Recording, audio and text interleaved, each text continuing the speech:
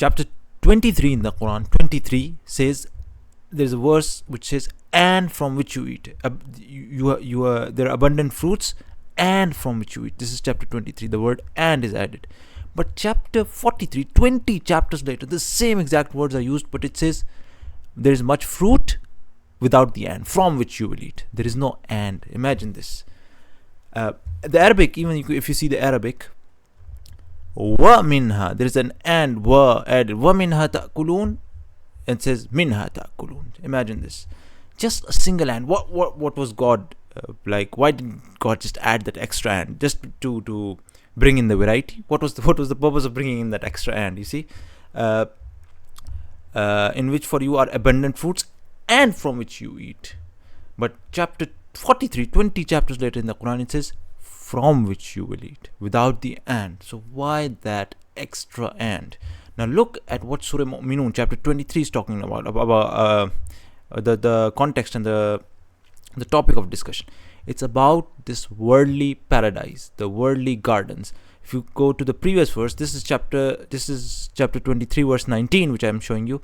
If you go to the previous verse from verse 18, you see we have sent down rain from the sky in measured amount and settled it in the earth. It's talking about the earthly life, right?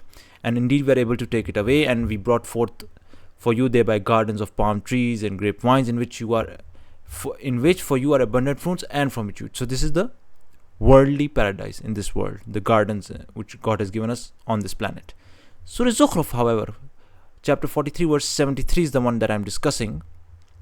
If you go to the previous verse, and in fact you go to several previous verses, if you start from verse number 70, it talks about enter paradise, you and your kinds delighted, circulated among them will be plates and vessels of gold, and therein is whatever the souls desire and whatever delights the eyes, and you will be abide therein eternally. And that is the paradise which you are made to inherit for what you used to do. For you therein is much fruit from which you will eat. So chapter 43 is about the paradise, the gardens of paradise in the hereafter. Chapter 23 is about the gardens of this world. Now, you have the extra and on the gardens of this world, but you do not have that extra and on the gardens of paradise. Why? Because what are the gardens? What is the purpose of fruit? See, it's talking about fruits, right? In which you have abundant fruits and from which you eat. But Surah Zukhruf is about fruits from which you eat, right? Why that extra end? That extra end is actually why, because in the gardens of this world, it's not only that we eat from the fruits. The fruits, people use fruits to make money. They sell fruits for trade. They take fruits, take juices from the fruits. They dry the fruits. Sometimes people use them perhaps for cosmetics, for different purposes. They store them in cold storages. They have multi-purposes for the fruits, right?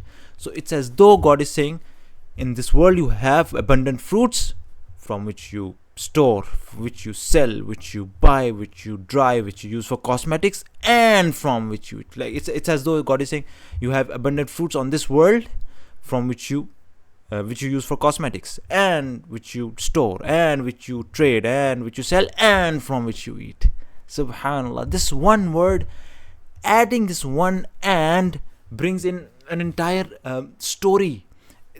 Just by mentioning this and, you have an entire story behind it that this one and brings to the reader who carefully reads.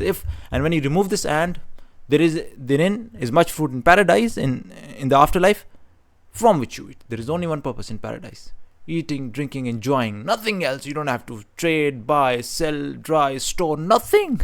Subhanallah, look at the linguistic perfection of the Quran. Just one and, adding this one and adds a entire new story to the conversation. Look at the linguistic perfection of the Quran, how beautiful it is. 20 chapters apart, yet perfectly placing the one word and where it needed to be, and removing it, not mentioning it where it wasn't needed. So may God give us complete conviction in the Quran as the word of God. Subhanakallahumma wa bihamdik, ashhadu an la ilaha illa anta, astaghfiruka wa atubu ilayk.